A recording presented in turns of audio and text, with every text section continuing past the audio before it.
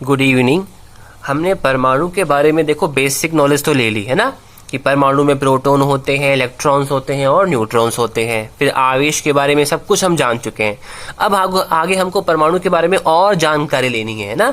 ये सारी बेसिक जानकारियां होती हैं, सारी बेसिक नॉलेज है जो आपको पूरी class 9th 10th 11th 12th में काम आएंगी है ना।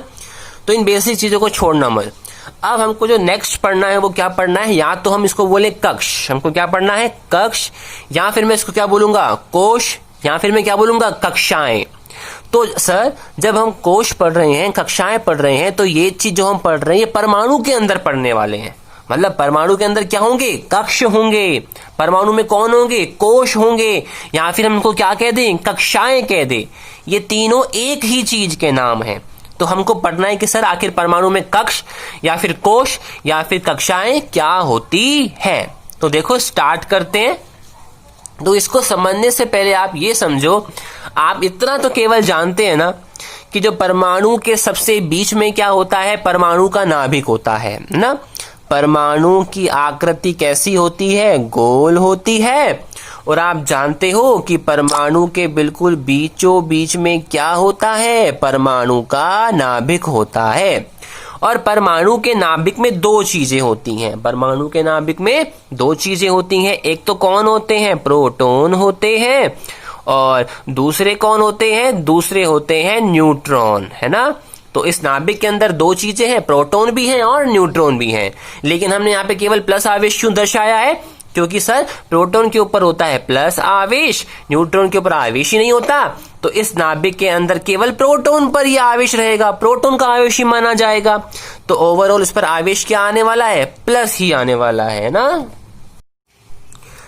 अगर मैं कार्बन परमाणु की बात करूं तो पहली वीडियो में बताया था कि कार्बन परमाणु का परमाणु क्रमांक होता है 6, और परमाणु क्रमांक हमको दो जानकारी देता है। परमाणु क्रमांक कहता है कि अगर मैं 6 हूं, परमाणु क्रमांक अगर 6 है, तो इस कार्बन के परमाणु में प्रोटॉन भी कितने होंगे, प्रोटॉन होंगे कितने, 6, और इलेक्ट्रॉन भी कितने होंगे, 6 होंगे। तो अब हम क्या करते हैं, कार्बन के परमाणु को ड्रॉ करने की कोशिश करते हैं। जब कार्बन का परमाणु बना रहे हो तो परमाणु क्या करती है, तो गोल होती है, फिक्स, कोई दिक्कत नहीं है। जब परमाणु है तो बीच में परमाणु का नाभिक भी होगा, दर्शा दिया प्लस से। नाभिक के अंदर होते हैं प्रोटॉन और न्यूट्रॉन। तो न्यूट्रॉन हमको पता नहीं है, हमको केवल परमाणु क्रमांक से प्रोटॉन की संख्या मिली है। प्रोटॉन कितने हैं, 6। तो हमको इतना तो कंफर्म हो गया है सर, इस नाभिक के अंदर जो प्रोटॉन है ना, वो प्रोटॉन कितने हैं, 6 प्रोटॉन है। अब तुमने बोला सर इलेक्ट्रॉन भी तो 6 हैं। अब इलेक्ट्रॉन क्या करते हैं, तुम सब जानते हो कि जो इलेक्ट्रॉन होते हैं वो हमारे नाभिक के चारों ओर क्या करते हैं, चक्कर लगाते रहते हैं। तो क्या ये 6 के 6 इलेक्ट्रॉन हमारे इस परमाणु के नाभिक के चारों ओर चक्कर लगाएंगे कि नहीं लगाएंगे, बिल्कुल लगाएंगे। अब इतनी बात तो कंफर्म हो गई है कि 6 इलेक्ट्रॉन इस नाभिक के चारों ओर चक्कर लगाएंगे। अब एक बात समझना जो हमको यहां पर सीखनी है। अब जो 6 इलेक्ट्रॉन होते हैं ना, ये क्या ऐसे नहीं करते हैं कि देखो ये पहला इलेक्ट्रॉन और ये क्या कर रहा है, चक्कर लगा रहा है। बोलो सही है, समझ में आ गया। ये इलेक्ट्रॉन क्या कर रहा है, चक्कर लगा रहा है। अब देखो जब इलेक्ट्रॉन चक्कर लगा रहा है तो क्या ये पथ में चक्कर नहीं लगा रहा, क्या ये रास्ता नहीं है। देखो ये पहले यहां पर इलेक्ट्रॉन था, फिर कुछ देर के बाद इलेक्ट्रॉन यहां पर आ गया, फिर यही वाला इलेक्ट्रॉन यहां पर आ गया, फिर यही वाला इलेक्ट्रॉन यहां पर आ गया। तो क्या ये इलेक्ट्रॉन एक पथ पर चक्कर नहीं लगा रहा, लगा रहा है ना। और इस पथ को ही क्या कहा जाता है, इस पथ को या तो आप कह दो कक्ष कह दो, या फिर आप इस पथ को क्या कह दो, कोश कह दो।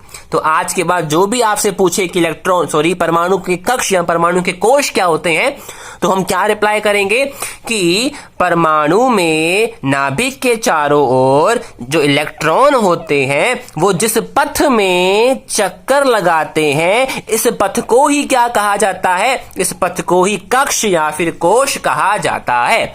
इतनी बात समझ में आ गई होगी। अब एक बात और समझो, सर अब जो ये 6 इलेक्ट्रॉन हैं तो ये भी इस पथ में चक्कर लगाएंगे। अब हम गलती क्या करते हैं, कई लोग ये सोच लेते हैं कि ना एक परमाणु के अंदर केवल एक ही पथ होता है, बस ये एक पथ समझ लेते हैं और सोचते हैं कि 6 के 6 इलेक्ट्रॉन इसी पथ में चक्कर लगाते रहेंगे। लेकिन ये गलत है। एक परमाणु में जो पथ होते हैं, मतलब जो कक्ष होते हैं या फिर जो कोश होते हैं, वो एक से ज्यादा हो सकते हैं। ये तो हमने क्या बनाया बच्चों, पहला पथ बनाया है, पहली कक्षा बनाई है। लेकिन अगर मैं यहाँ पे एक और सर्किल ड्रॉ कर दूं तो इसको आप क्या कहोगे कि सर ये एक और पथ है और इस पथ में भी इलेक्ट्रॉन गति कर सकता है, चक्कर लगा सकता है। अगर मैं एक और सर्किल ड्रॉ कर दूं तो क्या बोलोगे सर, ये एक और पथ है, ये एक और कक्ष है, ये एक और कोश है, इसमें भी इलेक्ट्रॉन क्या कर सकता है, गति कर सकता है। तो ये मत सोचना कि एक परमाणु में केवल एक कक्ष होता है, नहीं, एक से ज्यादा कक्ष हो सकते हैं। और इन सब कक्षों में घूमते कौन रहेंगे, इन सब कक्षों में कौन घूमेंगे, इलेक्ट्रॉन। क्यों, क्योंकि इलेक्ट्रॉन ही तो नाभिक के चारों ओर घूमते हैं। अब सर एक बात ये आती है, आपने यहाँ पे हमारे सामने चित्र में 3 कक्ष बनाए हैं ना सर, किसी में 4 भी हो सकती हैं, किसी में 5 भी हो सकती हैं, बिल्कुल मैं मना भी नहीं कर रहा। लेकिन सर अब क्या हमारी मर्जी है क्या कि हम पहले कक्ष में 1 इलेक्ट्रॉन को घुमाएं, दूसरे में चलो हम 7 को घुमा देते हैं, तीसरे कक्ष के अंदर हम क्या 10 इलेक्ट्रॉन को घुमा दें? क्या हमारी मर्जी है क्या? नहीं, हमारी मर्जी नहीं है। हर एक कक्षा में जो संख्या है ना वो फिक्स है। पहले के अंदर इतने इलेक्ट्रॉन घूमेंगे, दूसरी कक्षा के अंदर इतने इलेक्ट्रॉन घूमेंगे। तो इसमें क्या है, इसके लिए हमको एक फॉर्मूला पढ़ना पड़ेगा।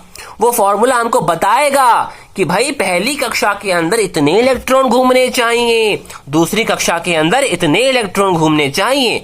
तो अब हम क्या पढ़ेंगे, वो फॉर्मूला पढ़ेंगे। तो हमने कक्ष या कोश की परिभाषा सीखी कि भाई परमाणु के नाभिक के चारों ओर इलेक्ट्रॉन जिस पथ में चक्कर लगाते हैं, जिस पथ में चक्कर लगाते हैं, इस पथ को क्या कहा जाता है, कक्ष, कोश या फिर कक्षाएं कहा जाता है ना। तो एक नहीं होती है, एक से ज्यादा हो सकती हैं। अब हम वो सूत्र देखते हैं जिस सूत्र से हमको मालूम पड़ेगा कि पहले के अंदर कितनों को घुमाएं, दूसरी कक्षा में कितनों को घुमाएं। ठीक है, तो देखते हैं वो सूत्र क्या है।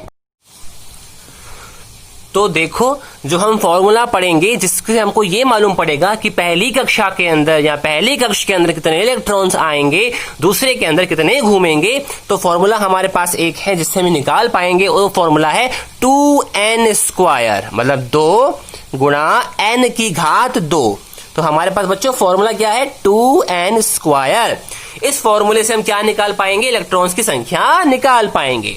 यहाँ पे n क्या है, यहाँ पे n है कक्ष या कोश। बच्चों अगर मैं पहले कक्ष की बात करूंगा, अगर मैं पहले कोश की बात करूंगा तो मेरे को यहाँ पे n का मान कितना रखना पड़ेगा, 1 रखना पड़ेगा।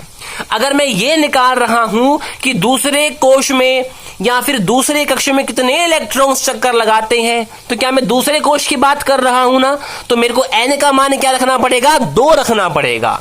अगर फिर मैं ये निकालूं कि तीसरे कक्ष में कितने इलेक्ट्रॉन चक्कर लगाएंगे, तो मैं तीसरे कोश की बात कर रहा हूं। और इस केस में मेरे को n का मान कितना रखना पड़ेगा, इस केस में मेरे को n का मान 3 रखना पड़ेगा।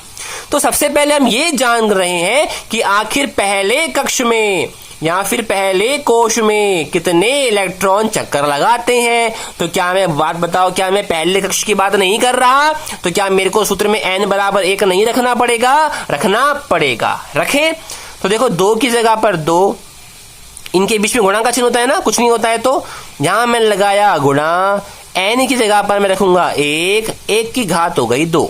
सॉल्व करो, 2 गुणा 1 की घात 2 का मतलब क्या होता है, 1 को कितनी बार गुणा कर रहे हैं, 2 बार गुणा कर रहे हैं। तो इसको सॉल्व करने पर क्या आता है, 2 गुणा 1 2, 2 एकम 2। तो सॉल्व करने पर कितना आया, 2। मतलब पहले कक्ष के अंदर आप ज्यादा से ज्यादा कितने इलेक्ट्रॉन्स को घुमा सकते हो, 2 इलेक्ट्रॉन्स को घुमा सकते हो। 3 इलेक्ट्रॉन को मत घुमा देना। पहली कक्षा के अंदर तो आप ज्यादा से ज्यादा 2 इलेक्ट्रॉन को ही घुमाओगे। इतनी बात समझ में आ गई होगी। अब हम निकालते हैं कि आखिर दूसरी कक्षा में कितने इलेक्ट्रॉन्स घूम सकते हैं। तो जब मैं दूसरी कक्षा की बात करूंगा तो मेरे को n का मान बच्चों 2 रखना पड़ेगा। जब मैं n का मान 2 रखूंगा तो हमारे पास सूत्र क्या है, 2n²। मान रखो 2 का 2 गुणा का गुणा, n की जगह पर क्या रखना है, 2। तो 2 की घात 2, 2 की जगह पे क्या आएगा बच्चों, 2 गुणा 2 की घात 2 का मतलब 2 को 2 बार गुणा, 2 गुणा 2, तो 2 दूनी 4, 4 दूनी 8। तो मैं दूसरी कक्षा में कितने इलेक्ट्रॉन्स भर सकता हूँ, 8 इलेक्ट्रॉन्स भर सकता हूँ। तो आप क्या करोगे, पहली कक्षा के अंदर 2 इलेक्ट्रॉन्स को घुमा सकते हो और दूसरी कक्षा के अंदर आप कितने इलेक्ट्रॉन्स भर सकते हो या कितने इलेक्ट्रॉन्स घुमा सकते हो, 8 इलेक्ट्रॉन्स घुमा सकते हो। आप चाहकर भी दूसरी कक्षा में 9 इलेक्ट्रॉन्स को नहीं घुमा सकते। ठीक है, अब हम तीसरी कक्षा की बात करते हैं कि हम तीसरी कक्षा में कितने इलेक्ट्रॉन्स घुमा सकते हैं। तो हमको मान लिखना पड़ेगा n बराबर 3। हमारे पास सूत्र क्या है, 2n स्क्वायर, 2 का 2, n की जगह पर बच्चों क्या आएगा 3, तो 3 का स्क्वायर, 2 का 2, 3 की घात 2 का मतलब क्या होता है 3 को 2 बार गुणा, 2 तिया 6, 6 तिया 18, मतलब तीसरी कक्षा के अंदर हम कितने इलेक्ट्रॉन्स घुमाएंगे, 18 इलेक्ट्रॉन्स को घुमा सकते हैं। तीसरी कक्षा में हम 18 इलेक्ट्रॉन्स बढ़ सकते हैं, 18 से ज्यादा नहीं बढ़ सकते। हम चौथी करेंगे, 5वीं में कितने भरेंगे, ये आपको आंसर देना है, ये आपका होमवर्क है।